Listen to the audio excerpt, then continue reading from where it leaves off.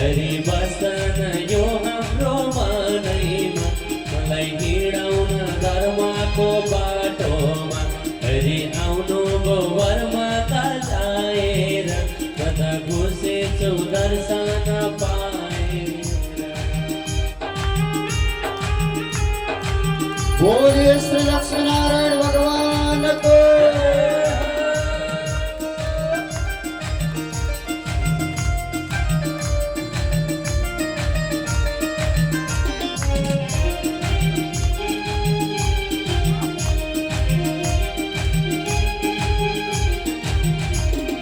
जहाँ हुन्छ श्रीहरिको कथा र कीर्तन, जहाँ हुन्छ श्रीहरिको कथा र कीर्तन, त्यही हुन्छ परमको स्वरूपको दर्शन। हरि बसन वर विबल छायामा मलाई छुटाउन संसारी मायामा। हरि बसन वर विबल छायामा मलाई छुटाउन संसारी मायामा। हरि आउनु गो वरमाला लाएर म त घुसेछु दर्शन पाएर। हरि आउनु गो वरमाला लाएर म त घुसेछु दर्शन पाएर। म त घुसेछु दर्शन पाएर। बोलिए श्री हरि भगवान को। आज यस्ता तरिकाले माता लक्ष्मी को साथ में भगवान श्री विष्णु को विवाह भएको थियो। अगाडि आएर पुनः समुद्र मन्थन प्रारम्भ हुन लाग्यो। यो चोटि समुद्रबाट बारुणी नाम गरेकी कन्या निस्किन लाग्यो, जसलाई दैत्यहरूले ग्रहण गरे। अब त बिस्तारै बिस्तारै पुनः समुद्र मन्थन प्रारम्भ हुन लाग्यो। यो चोटि समुद्रबाट साक्षात आयुर्वेदाचार्य, आयुर्वेद का प्रवर्तक भगवानले धन्वन्तरी को अवतार लिएर त्यो समुद्रको बाट साक्षात अमृत को घड़ा लिएर प्रकट हुन लाग्नुभयो। बोलिए श्री धन्वन्तरी भगवान को। जैसे जैसे भगवानले धन्वन्तरी अवतार लिएर त्यो समुद्रबाट अमृत को घड़ा लिएर आउन लाग्नुभयो नि, दैत्यहरूले हतार हतार खोज्न लागेर त्यहाँबाट गोविन्दाय नमो नमः भाग्न लागे। भगवान भन्न लाग्नुहुन्छ, हे देवताहरू चिन्ता नगर, मा खिद्यत मिथ्योर्थम वा साधयिष्ये समायया। म केही न केही उपाय गर्नेछु यति भनेर भगवान त्यहाँबाट अन्तर्ध्यान हुन लाग्नुभयो। यता दैत्यहरूले त्यो अमृत को घड़ा त लिएर गए, तर को पहिले खाने वाद विवाद हुन लाग्यो। अहम पूर्वम न त्वमिति प्रभो मिथ कली अवुत्तेसा तदर्थे तरसचेतसा। म पहिले खाए, दैत्यहरूमा सबैभन्दा ठुलो म हुँ नि, त्यसैले म खान्छु। ठुलोले पहिले खाएर अनि सानालाई चाहिँ त्यत्तिकै नदिउँला भन्ने सोचे होला। होइन होइन, हुँदैन, सानोदेखि पहिले खानुपर्छ। अर्कोले भन्न उमेरको हिसाबले कहाँ हुन्छ र, पद जसको ठुलो छ ऊबाट सुरु गर्नुपर्छ। अब त दैत्यहरूमा बनावन हुन लाग्यो, वाद विवाद हुन लाग्यो। त्यतिखेर भगवानले एउटा लीला गर्नुभयो। एउटी सुन्दर स्त्री को वेश धारण गरेर आउन लाग्नुभयो। जब दैत्यहरूले देखे नि, अहो रूपम अहो धाम अहो अस्य नवम वया इति ते तामभिद्रुत्य पप्रच्छुर जातरिच्छया। अहो ती स्त्रीको रूपलाई त हेर, कति सुन्दरी छ। रूपलाई मात्र कहाँ हेरिरहेका छ, यौवनलाई पनि हेर नि। अर्काले भन्न लाग्दछ, फेरि अर्कोले भन्दछ, होइन होइन, हिँडाइ त हेर, हाउभाउ त हेर। आज यस्ता तरिकाले अत्यन्त सुन्दर स्त्रीको वेश धारण गरेर मोहिनी अवतार भगवानले दिनुभएको थियो। बोलिए श्री मोहिनी अवतार भगवानको। जसै जसै दैत्यहरूको नजिक आइपुग्न लाग्नु भयो नि भगवान प्रश्न गर्न लाग्दछन्, कात्वम कञ्जपलाक साक्षी कुतो वा किम चिकिरेससि कस्यासि वदवामोरो मत्नन्तिव मनांसिना। हे देवी तिमीको अनि यहाँ के गर्न,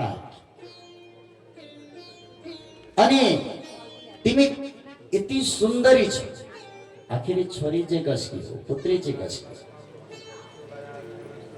अनि यसरी एक्लै एक्लै कहाँ हिँडिरहेकी छौ? भगवानले भन्न लाग्नुभयो, हे वीर पुरुष, म त स्वच्छन्द तरिकाले विचरण गर्ने वाला स्त्री, म आफ्नो इच्छाले घुमिरहेको छु। यहाँ हजुरहरूको बिचमा अलिकति हल्ला खल्ला भइरहेको मैले देखेँ, के भएको रहेछ भनेर आयो। मलाई यो बताउनुहोस् कि हजुरहरू चाहिँ को हुनुहुन्छ? अनि यो हल्ला खल्ला, यो वाद विवाद के का लागि भइरहेको छ? दैत्यहरूले भन्न लाग्यो, वयम कश्यपदायाद भ्रातर कृतपौरुषा। हामी महर्षि कश्यपका पुत्रहरू, हामीले अहिले भर्खर भर्खरै एउटा पुरुषार्थ गरेका छौँ। कस्तो पुरुषार्थ? भगवान प्रश्न गर्न लाग्नुहुन्छ। हामीले समुद्रबाट अमृत प्राप्त गरेका छौँ, समुद्र मन्थन गरेका। हामी बिचमा कसले पहिले यो अमृत पान गर्ने भनेर वाद विवाद भइरहेको थियो। हे देवी, अब तिमी आएकी छौ, हामीलाई अमृत पान तिमी नै गराऊ। भगवानले पहिले त त्यागको भावना देखाउन लाग्नुभयो। हुँदैन। कहाँ हजुरहरू महर्षि कश्यपका पुत्र? कथम कश्यपदायाद पुंसल्यां मयि संगताः विश्वासं पंडितो जातो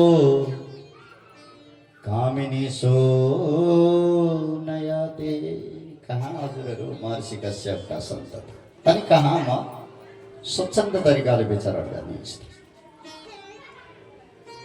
जान्ने बुझ्ने व्यक्तिले यसरी स्वच्छन्द तरिकाले हिँड्नेवाला स्त्रीको कहिले विश्वास गर्नु? म हजुरहरूलाई यो अमृत पान गराउनको लागि योग्य छु। भगवानले जब यस्ता तरिकाले भन्न लाग्नु भयो नि, अब त दैत्यहरूले भन्न लागे, हे देवी, हामी अमृत खान्छौँ भने तिम्रै हातबाट खान्छौँ, नभए हामी यो अमृत पान गर्नेवाला छैन। यतिकैमा देवताहरू आइपुग्न लागे। देवताहरूलाई देखेर भगवानले भन्न लाग्नुहुन्छ, यिनीहरू चाहिँ गौ, यी पनि सम्बन्धमा हाम्रा दाजुभाइ नै पर्दछन्, सौतेनी आमाका छोरा। यिनीहरूले पनि समुद्र मन्थन गर्दा हामीलाई सहयोग गरेका थिए। भगवानले त्यो अमृत आफ्नो घडामा हातमा लिँदै भन्न लाग्नुहुन्छ, हे दैत्यहरू हो, यिनीहरूले पनि सघाएका रहेछन्। यो अमृतको घडामा माथि माथि अलि पातलो पातलो देख्दैछु, मुनि चाहिँ गाडा छ। पहिले यिनीहरूलाई यो पातलो पातलो पनि खुवाइदियो। भगवानको त्यो यौवनलाई, त्यो स्वरूपलाई देखेर मोहित भएका थिए दैत्यहरू। दैत्यहरूले हुन्छ भने एकातिर देवताहरू बस्न लागे, अर्कातिर दैत्यहरू बस्न लागे।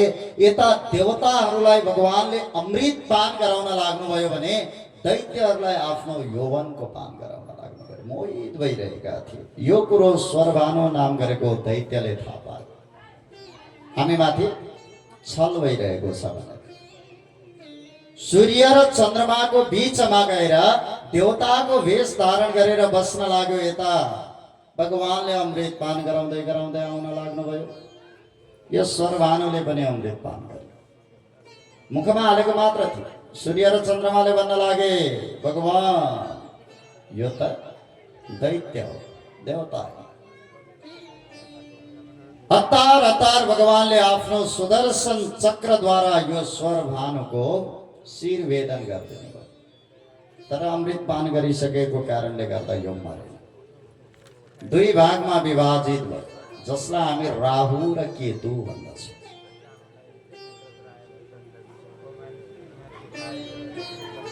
सूर्य र चन्द्रमाले पोल सुनाएको कारणले गर्दा अहिले पनि सूर्य र चन्द्रमामाथि निश्चित समयमा आक्रमण गरिरहन्छ राहु र केतु। जब राहु र केतुले सूर्यमाथि आक्रमण गर्दछन् नि, त्यतिखेर पृथ्वीमा सूर्य ग्रहण लाग्ने गर्दछ। अनि जतिखेर चन्द्रमामाथि आक्रमण गर्दछन् त्यतिखेर चन्द्र ग्रहण लाग्ने गर्दछ। अहिले पनि आक्रमण गरिरहन्छ पोल सुनाएको कारण। आज यो सर्वानुको शिर भेदन गरेर भगवान त्यहाँबाट अन्तर्ध्यान हुन लाग्नुभयो। यता दैत्यहरू भन्न लाग्दछन्, कहाँ गइन् ती स्त्री? अर्को दैत्यले भन्न लाग्दछ, के को स्त्री कहाँको गइन्? गयो, त्यो त छल्या विष्णु रहेछ।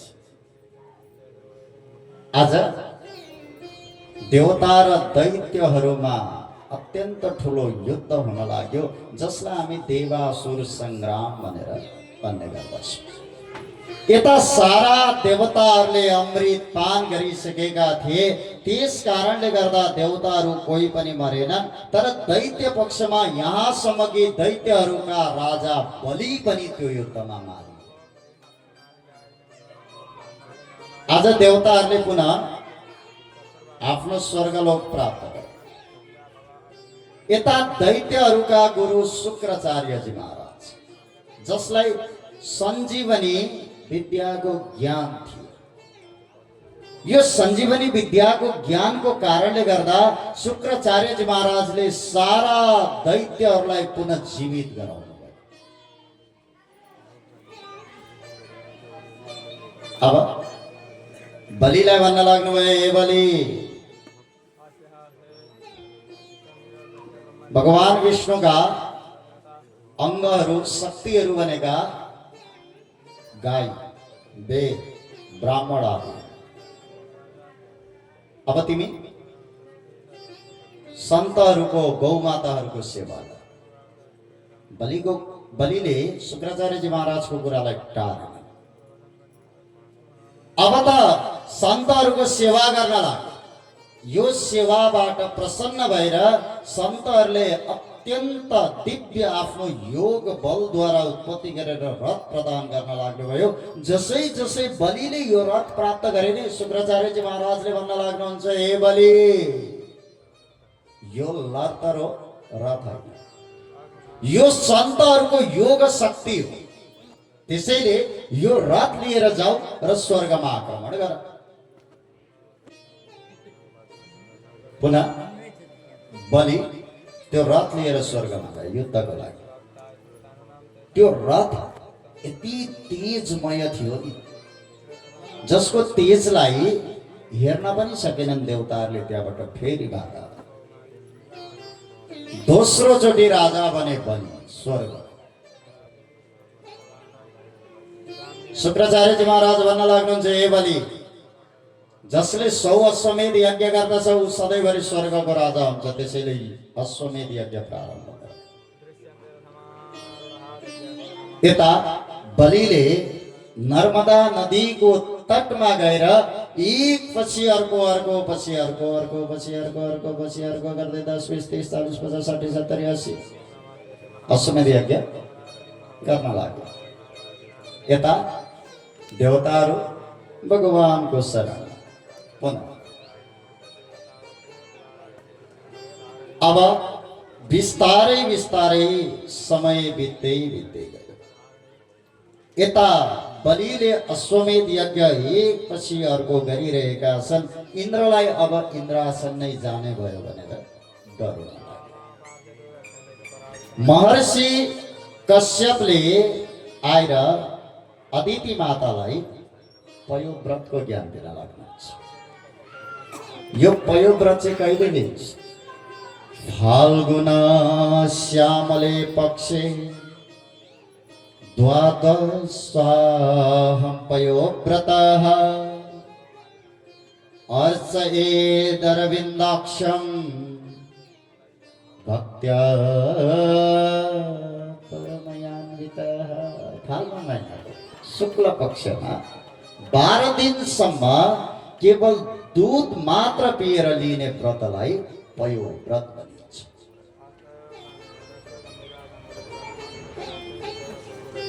माता अदितिले भगवान कमल नयनको यसरी उपासना गर्न लाग्नुभयो, भक्ति गर्न लाग्नुभयो। भगवान प्रसन्न हुनुभयो। माता हजुरको इच्छा के छ? मेरो त्यस्तो इच्छा त केही पनि छैन, तर मेरा पुत्रहरू घरबार विहीन बनेका छन्, उनीहरूको रक्षा गरिदिनुहोस्। भगवानले भन्न लाग्नुभयो, माता चिन्ता नगर्नुहोस्, म केही न केही उपाय गर्छु। अब समय बित्दै बित्दै गयो। भगवान महर्षि कश्यपको घरमा भाद्र महिनाको शुक्ल पक्षको पनि द्वादशी तिथि, भदौको महिना शुक्ल पक्ष द्वादशी तिथि मध्याह्नको 12 बजी साक्षात अवतार लिन लाग्नुभयो कि वामनको रूपमा।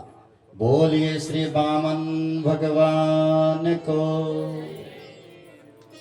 बिस्तारै बिस्तारै अलिक ठुलो हुन लाग्नुभयो।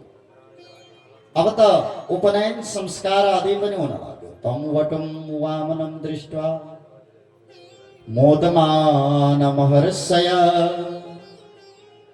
कर्माणि कारयामासो पुरस्कृत्य प्रजापति। महर्षि कश्यपले मेखला दिनुभयो। यसै गरी पृथ्वीले कृष्ण मृगको चर्म दिनुभयो। अनि चन्द्रमाले दण्ड, माता अदितिले कोपिन प्रदान गर्नुभयो। देवताहरूले भगवानलाई छाता दिन लागे। यसै गरी ब्रह्माजीले कमण्डल दिन लाग्नुभयो। सप्तर्षिहरूले कुश, यसै गरी सरस्वतीले रुद्राक्षको माला भगवानलाई अर्पण गर्नुभयो। देवगुरु बृहस्पतिलाई गएर भगवानले साष्टाङ्ग दण्डवत गर्न लाग्नुभयो र भन्न लाग्नुभयो, हे गुरुदेव, हजुरलाई गुरु दक्षिणाको रूपमा दिए। देवगुरु बृहस्पति भन्न लाग्नुहुन्छ, हे बाबु, तिम्रा दाजुहरू, अग्रजहरू घरबार विहीन बनेका छन्, त्यसैले यतिखेर यता बलि पनि ब्राह्मण भक्त बनेका छन्। जाऊ, गएर बलिसँग मागेर तिम्रा दाजुहरूको, अग्रजहरूको घरबार फर्काएर लिएर आऊ। यस्ता तरिकाले भन्न लाग्नुहुन्छ। इन्द्रको भाइ बनेर भगवानले अवतार लिनुभएको कारणले गर्दाखेरि वामन भगवानलाई उपेन्द्र भगवान पनि भनिन्छ। बोलिए श्री उपेन्द्र भगवानको।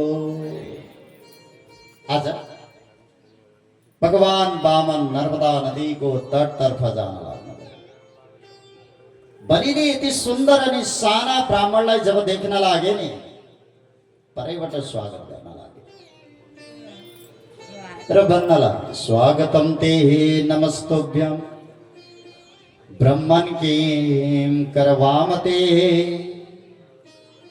ब्रह्मर्षिणां तपः साक्षात् मन्ये त्वार्य वपुरधरम। हे ब्राह्मण देवता, हजुरको चरणारविन्दमा कोटि कोटि नमन छ। हजुर आज्ञा गर्नुहोस् कि हजुरको म के सेवा गरौँ। आज यस्तो लागिरहेको छ कि बडा बडा ठुला ठुला महर्षि तपस्वीहरूको तप नै साक्षात मूर्तिमान बनेर मेरो अगाडि आउनु भएको छ। हजुरलाई के चाहिएको छ? गाम काञ्चनम गुणवद्धाम अमृष्टम तथा नपे अमुतवा विप्र कन्या। हजुरलाई एउटा गाउँै पो दिउँ कि कति हो कति गोदान आदि पो गरौँ कि? चिन्ता नगर्नुहोस्, विप्र कन्या विवाह गर्ने इच्छा छ भने राम्री सुन्दरी कन्या खोजेर विवाह पनि गरिदिनेछु। यस्ता तरिकाले भन्न लागिसकेपछि पहिले त भगवानले अलिकति त्यागको भावना देखाउन लाग्नुभयो। हे राजन, यो सारा संसारमा तिमी जस्तो दानी कोही पनि छैन, त्यो मलाई थाहा छ। तर एउटा कुरा थाहा छ राजन, संसारमा म जस्तो सन्तोकी ब्राह्मण पनि अर्को छ। मलाई यत्रो धेरै केही चाहिएकै छैन। मलाई त बस राजन यी मेरा साना साना पाउ छन् नि, यी पाउद्वारा 3 पाउ घुमिदेऊ यति भए पुग्छ। बलि हाँस्न लाग्दछन्। हजुरले जो अगाडि कुरा गर्दै हुनुहुन्थ्यो विद्वानको जस्तो कुरा गर्दै हुनुहुन्थ्यो हे ब्राह्मण देवता। तर जब जब माग्ने बेला आयो यो समयमा चाहिँ यो केटाकेटीको जस्तो के गरिराख्नु भएको छ। 3 पाउ भूमि बलिले कुनै ब्राह्मणलाई दियो अरे सुन्दाखेरि पनि मान्छे हाँस्नेछ। त्यसैले अर्थकै माग्नुहोस्। भगवान भन्न लाग्नुहुन्छ होइन होइन राजा, यदि मलाई दिन्छौ भने मेरा यी साना साना पाउद्वारा 3 पाउ चाहियो, होइन भने नलाग। जसै वामन भगवान जान लाग्नु भएको थियो नि, बलिले भन्न लागे पर्खिनुहोस् ब्राह्मण देवता, म हजुरको इच्छा पूर्ण गर्दैछु। तर यता शुक्राचार्यजी महाराजलाई खटपटी हुन लाग्यो। कुरा त ठुला ठुला गर्दै थिए, विद्वानको जस्तो गर्दै थिए। तर आज माग्ने बेलामा केटाकेटीको जस्तो गरिरहेका छन्। यी को हेर्नु पर्यो, ध्यान दृष्टिले हेर्न लाग्नु भएको त राम राम राम राम साक्षात भगवान श्री हरि हुनुहुँदो रहेछ। अरे बल एकछिन पर्ख, यी ब्राह्मण देवता जो साना सम्झेर तिमी 3 पाउ भूमि दिन खोज्दैछौ नि, यी कुनै वामन होइन, यी साक्षात विष्णु। यसले यदि चाहे भने 2 पाइलामा विश्व ब्रह्माण्ड नापिदिन सक्छन्। तिम्रो लागि तेस्रो पाउ दिने स्थान पनि रहनेछ। त्यसैले यी ब्राह्मणलाई यहाँबाट फर्काइ त्यत्तिकै खाली। बलि भन्न लाग्नुहुन्छ होइन होइन गुरुदेव, मैले यी ब्राह्मणलाई दिन्छु भनेर भनिन्छ, म कसरी फर्काउन सक्छु र मलाई दोष लाग्छ। हे राजन, कुनै यस्ता स्थान हुन्छन् जुन स्थानमा कहिलेकाहीँ झुटो बोल्दाखेरि पनि दोष लाग्दैन। कहाँ कहाँ झुटो बोल्यो भने दोष लाग्दैन। स्त्रीसु नर्म विवाहे च वृत्यर्थे प्राण संकटे गो ब्राह्मणार्थे हिंसायां नान्द्रितम स्यादुजुगुप्सितम। कुनै स्त्रीको उमेर बितेर जान लागिसक्यो, विवाह भएको छ। यदि त्यो अवस्थामा एउटा झुटो कुरा बोलिदिँदाखेरि उनको घरबार हुन्छ भने त्यहाँ झुटो बोलिदिनुहोस्, यहाँ दोष लाग्दैन। पहिलो। अर्को दोस्रो कुरो कहीँ अपराध हुन लागेको छ, गौमाता आदिको हत्या हुन लागेको छ। यदि हजुरले एउटा झुटो बोल्दाखेरि त्यो अपराध रोकिन्छ भने त्यहाँ झुटो बोलिदिनुहोस्, त्यहाँनिर दोष लाग्दैन। अनि कसैको वृत्ति हरण हुँदैछ, त्यो वृत्ति हरण हुनै लागेको बेला त्यतिखेर हजुरले एउटा झुटो कुरा बोलिदिँदाखेरि उसको वृत्ति हरण हुँदैन भने त्यहाँनिर झुटो बोलिदिँदा दोष लाग्दैन। र अर्को प्राण सङ्कटे, कसैको प्राण सङ्कटमा परेको छ, यदि तपाईले एउटा झुटा कुरा बोलिदिँदाखेरि उसको प्राण बच्दछ भने त्यहाँ झुटो बोलिदिनुहोस्, त्यहाँ दोष लाग्दैन। हे राजन, यहाँ त तिम्रो प्राण सङ्कटमा छ, त्यसैले यी ब्राह्मणलाई फर्काइदे। मैले केही पनि दिन्छु भनेकै छुइनँ भनेर फर्काइ। आखिर सङ्कल्प त गरेका छैनौँ नि अहिले। बलिले भन्न लाग्दछन् गुरुदेव, तिनको समात्न मात्रै सङ्कल्प हो र? मैले मनमा नै प्रण गरिसकेँ यी ब्राह्मणलाई म 3 पाउ भूमि दिन्छु भने। सबैभन्दा ठुलो सङ्कल्प त यही हो। आखिर के भयो त? यी संसारका पालनकर्ता विष्णु भएका त ठिकै छ।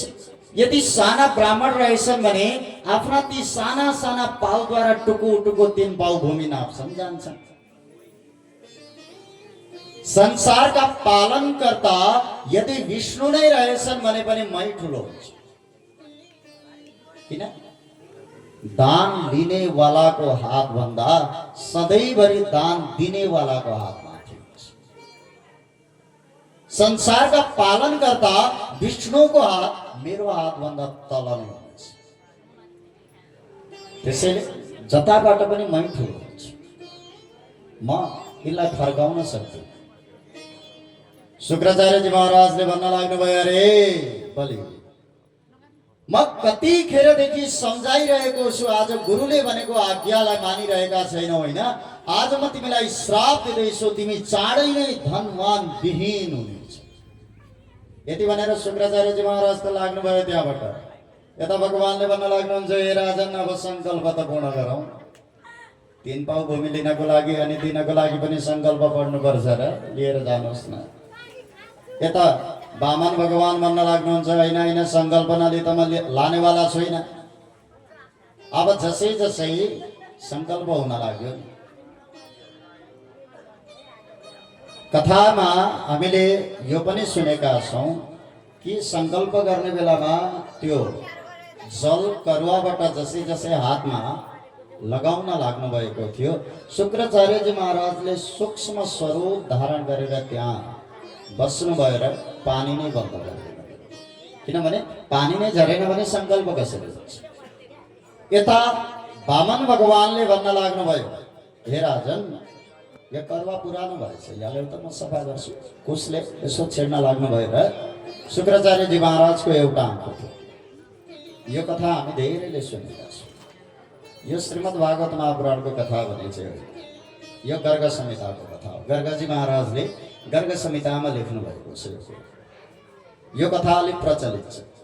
आज जसै जसै सङ्कल्प पूर्ण हुन लाग्यो, यसरी पूर्ण हुन लागिसकेपछि वामन भगवानले विराट स्वरूप धारण गर्न लाग्नुभयो। बोलिए श्री विराट भगवानको।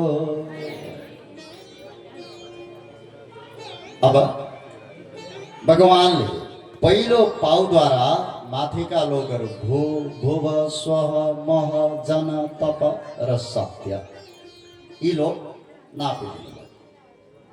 अनि दोस्रो पाउद्वारा तलका लोकहरू अतल वितल सुतल मातल तलातल रसातल पाताल आदि गरिएका यी सबै लोक नापिदिनु। अब 2 पाउद्वारा सारा विश्व ब्रह्माण्ड नै नापिदिनु भयो भगवान। हे बलि तेस्रो पाउ कहाँ राख्नु? बलिले भन्न लाग्दछन्, भगवान एउटा प्रश्न गरौँ हजुरलाई, गर मलाई यो बताइदिनुहोस् कि संसारमा धन सम्पत्ति ठुलो हुन्छ कि धन सम्पत्ति वाला ठुलो हुन्छ? भगवान भन्न लाग्नुहुन्छ, धन सम्पत्ति भन्दा त धन सम्पत्ति वाला नै ठुलो हुन्छ। त्यसो भए हजुरले अहिलेसम्म मेरो धन सम्पत्ति नै नाप्नु भयो, म धन सम्पत्ति वाला त हजुरको अगाडि छु नि। त्यसैले तेस्रो पाउ मेरो शिरमा राख्नुहोस्। आज भगवान प्रसन्न हुनुभयो। बलिको शिरमा तेस्रो पाउ राख्न लाग्नु भएर भन्दा लाग्नु, हे बलि आज म तिमीबाट प्रसन्न भएको छु। आगामी मन्वन्तरमा स्वर्गको राजा इन्द्र तिमी नै हुनेछ। इन्द्र भनेको नाम होइन, है पद हो। आगामी मन्वन्तरको इन्द्र तिमी नै हुनेछ। तबसम्म तिमी सुतल लोकमा गएर बस। बलिले भन्न लाग्दछन्, भगवान हजुरको दर्शन पाइँदैन भने त म जाँदिन। हजुरले सुतल लोकबाट भित्र बाहिर गर्दाखेरि जतिखेर मलाई दर्शन दिनुपर्छ। यदि हजुरले दर्शन दिनुहुन्छ भने मात्र म जान्छु। आज बलिको द्वारपाल बनेर बस्न बाध्य हुनुभयो भगवान। सुतल लोकमा वर्षौं बित्यो, वैकुण्ठमा फर्केर आउनु भएन। माता लक्ष्मीले ध्यान दृष्टिले हेर्न लाग्नुभयो होइन, भगवान कहाँ जानुभएछ। यसो ध्यान दृष्टिले हेर्न लाग्नु भएको त सुतल लोकमा बलिको द्वारपाल बनेर बस्नु भएको छ। अब माता लक्ष्मीले 16 श्रृङ्गार गर्न लाग्नुभयो। अनि थालीमा सप्तरङ्गी टीका सजाउन लाग्नुभयो। सयपत्री फुलको माला अनि मखमली फुलका मालाहरू हुन लाग्यो र सुतलोकमा बलिलाई आफ्नो भाइ बनाउनु र सप्तरङ्गी टीका लगाइदिन लाग्नुभयो। सयपत्री अनि मखमलीका मालाहरू गलामा लगाइदिन लाग्नुभयो र भन्न लाग्नुभयो कि यो सयपत्री फुल जस्तै तिम्रो कुल सधैँ बढेर जाओस्, फुलिरहोस्, पक्रिरहोस्, अनि मखमली फुल जस्तै, मखमलीको माला जस्तै तिम्रो कुल कहिले पनि नउडाओस्। यस्ता तरिकाले भन्न लाग्नुभयो। जुन दिन कार्तिक महिनाको शुक्ल पक्षको द्वितीय तिथि थियो, जसलाई हामी भाइ टीका भनेर भन्ने गर्दछौँ, यही दिनबाट यो भाइ टीकाको प्रारम्भ भयो।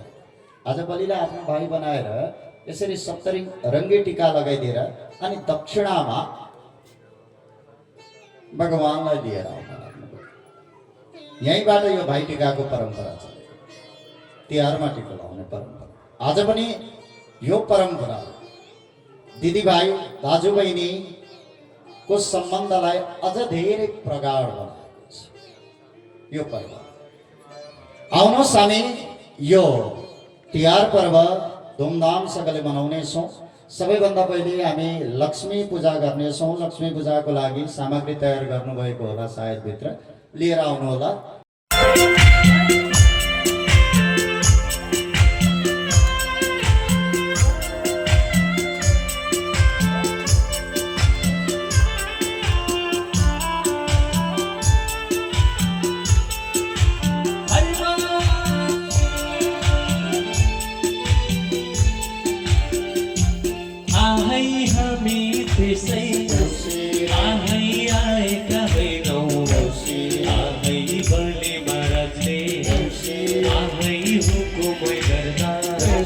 आहै यहाँ हरको